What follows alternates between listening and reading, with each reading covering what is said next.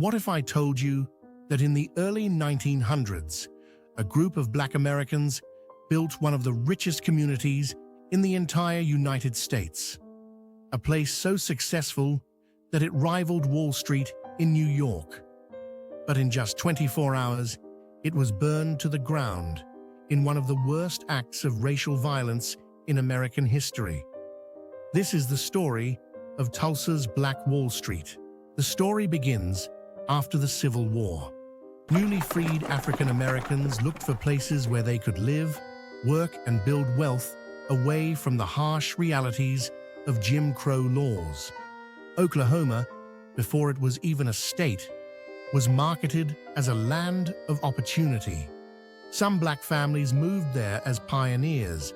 Others were descendants of enslaved people forced to travel with native tribes on the Trail of Tears. By 1906, a wealthy Black landowner named O.W. Gurley bought 40 acres of land in Tulsa. He wanted to create a community where African Americans could thrive. That area became the Greenwood District. What happened next was extraordinary. Despite segregation, or maybe because of it, Greenwood built its own thriving economy. By the 1910s and 1920s, Greenwood was known as Black Wall Street. It had more than 600 businesses, from grocery stores and restaurants to law offices, banks, hospitals, and even its own school system. Doctors, lawyers, and entrepreneurs lived side by side with barbers, teachers, and mechanics. Black money circulated within the community, multiplying wealth. Many families lived in two-story brick homes, drove cars, and wore the latest fashions at a time when even many white Americans in rural towns struggled. Greenwood wasn't just about money. It was about pride, culture, and independence. There were theaters, newspapers, churches, and social clubs. It was proof of what Black Americans could achieve despite systematic oppression. But that success also bred resentment. On May 30th, 1921, a young Black shoe shiner named Dick Rowland entered an elevator operated by a young white woman, Sarah Page. What exactly happened in that elevator is still debated.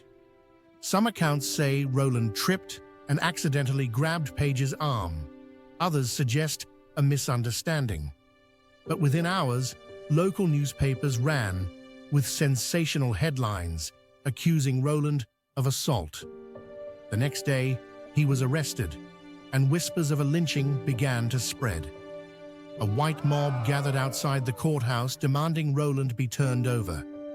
In response, a group of Black World War I veterans, men trained and armed, arrived to protect him.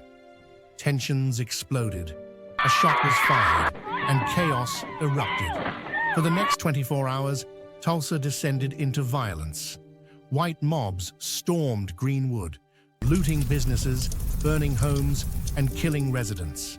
Eyewitnesses reported airplanes dropping incendiary devices on the neighborhood, making it one of the first times in U.S. history that bombs were used against American citizens on American soil. By the time the violence ended on June 1st, 1921, 35 square blocks of Greenwood were destroyed. Over 1,200 homes and businesses were burned to the ground.